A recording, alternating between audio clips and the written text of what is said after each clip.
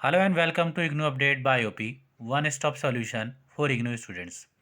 आज की वीडियो इग्नू के उन स्टूडेंट्स के लिए बहुत इंपॉर्टेंट होने वाली है जिन्होंने अपना एडमिशन एमए इन पॉलिटिकल साइंस में ले रखा है। तो आज एमए पॉलिटिकल साइंस के जो फर्स्ट ईयर के स्टूडेंट्स हैं उनके लिए यह वीडियो मैं लेकर के आया हूँ। तो वे सभी स्टूडेंट्स जो एमए के हैं वो सभी इस वीडियो को कंप्लीट देखिए। साथ ही साथ अगर पहली बार आप चैनल पर विजिट कर रहे हैं तो हमारे चैनल को सब्सक्राइब कर लीजिए ताकि इग्नू रिलेटेड हर अपडेट आपको टाइम टू टाइम मिलती रहे। आइए स्टार्ट करते हैं। देखिए, इग्नू के वे स्टूडेंट्स जिनके एग्ज़ाम 4 मार्च से होने वाले हैं उनका हॉल टिकट भी आ गया है और उन सभी स्टूडेंट्स को अब ये है कि उन्हें अपने एग्ज़ाम की तैयारी करनी है।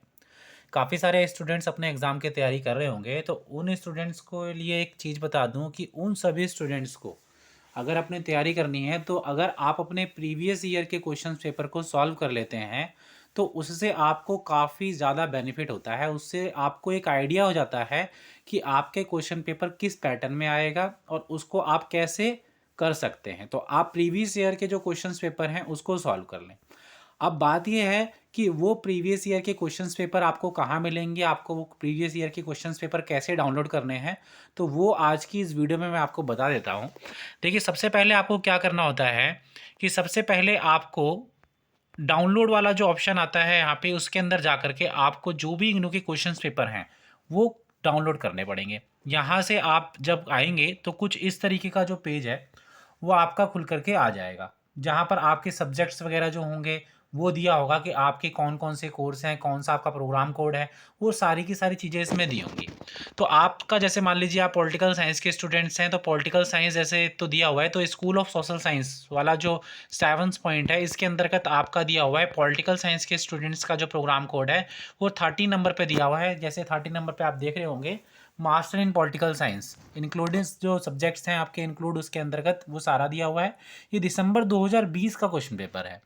इसको भी अगर आप डाउनलोड कर लेते हैं तो उससे आपको ये फ़ायदा हो जाता है कि आपको ये पता लग जाता है कि ये क्वेश्चन पेपर कैसा आया हुआ था और उसी पैटर्न के अकॉर्डिंग आप अपने एग्ज़ाम की तैयारी कर सकते हैं और आपके जो क्वेश्चंस हैं उससे भी आपको काफ़ी सारी हेल्प मिल जाती है। जब आप यहाँ पर आएंगे तो देन उसके बाद आपका कुछ इस तरीके का खुलेगा।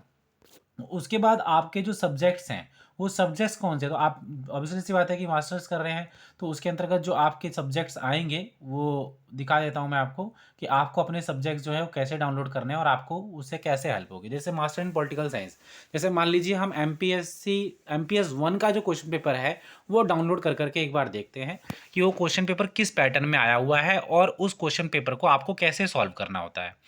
देखिए, आपने क्या करना है कि सबसे पहले यहाँ से क्वेश्चन पेपर को डाउनलोड कर करके, जिससे आपको हेल्प हो जाती है, आपको पता लग जाता है कि आपका क्वेश्चन पेपर किस पैटर्न में आना है। देखिए, क्वेश्चन पेपर के बारे में मैं आपको बता दूं कि क्वेश्चन पेपर दोनों ही मीडियम में दिया होता है, हिंदी मीडियम में भी और इंग्लिश मीडियम में भी।